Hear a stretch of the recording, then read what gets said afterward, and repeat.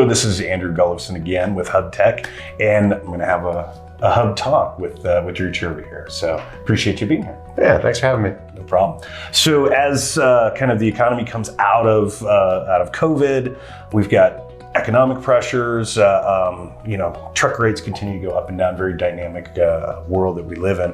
What are your kind of thoughts about where the economy and where our industry is going over the next 3 to 6 months? Over the next 3 to 6 months, I think you can probably rely on, relatively steady operations. When you're looking long term, it's a lot more unpredictable. We are quite literally in unprecedented times. It's really, really difficult to kind of pinpoint where rates might go, where they might be. I think the best way that we can be prepared for these unprecedented times in logistics, supply chain, and really the economy as a whole, continuously improving our relationships with our vendors and our suppliers, and really be as transparent as possible. I think that the open communication and the deepening of partnerships is what's going to really result in success going forward for anybody in our industry.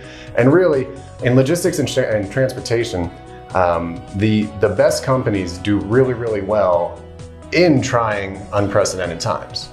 It's the ones that are, have no issue trying to transform or accept the change that can persevere. Because really, no one can predict what's going to happen in the next 3, 6, 12 months. You talk to any economist or any expert or any C-suite, and you might get a slightly different story. Everybody is predicting what they think might happen. No one truly knows what will happen. So it's almost as though they're predicting what they want to happen because that's what they're preparing for.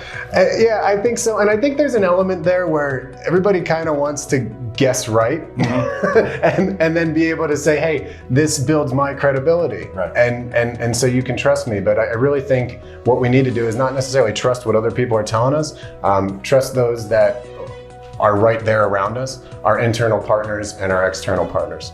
And that's what's gonna, keep everybody afloat. Perfect. Sounds good. Yeah, because it's that idea of when things are in equilibrium, it's no fun. It's when things are really wacky that gives the opportunities and to really grow and find that sort of special next step. Yeah, and when things are in equilibrium, there's really no opportunity for development or growth because people get really complacent with the status quo.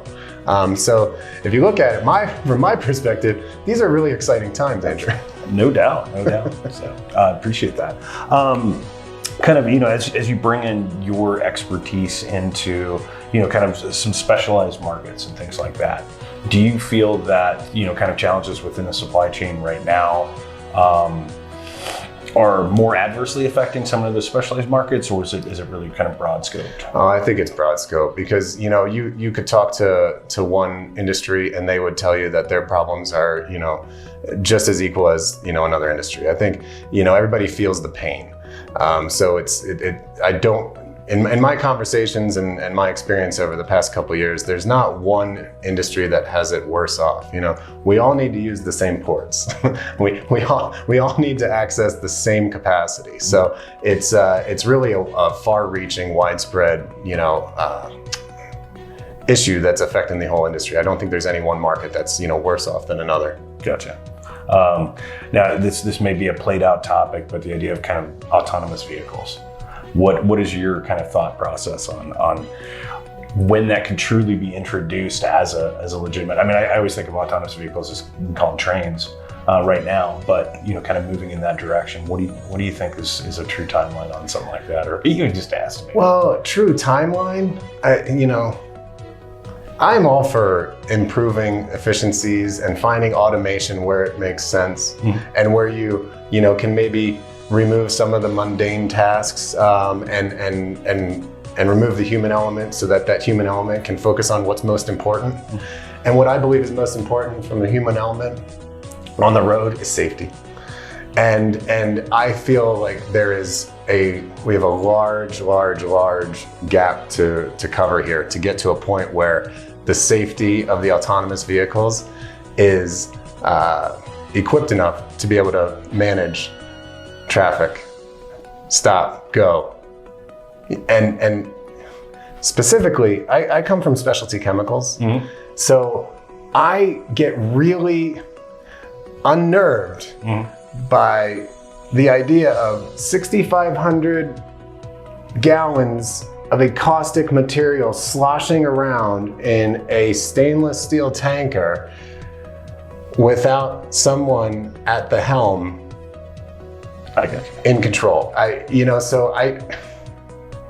just don't feel that great about it until it's been proven and proven and proven and proven to be safe for everyone on the road. Gotcha. That's why I think it's going to be a long time before we get to that point. Yeah. And again, moving that direction, I think it's great, and maybe some kind of local haul kind of movement, things like that. But this idea that that's going to displace drivers and things like that, that's. And Andrew, it's funny that we're talking about putting autonomous trucks on the road. We haven't even put autonomous cars on the road yet. Yep. So let's start small. I gotcha. Sounds good. Well, hey, I appreciate the time here on Hubtek. Thanks for being here, Drew. My pleasure. Awesome. Thanks.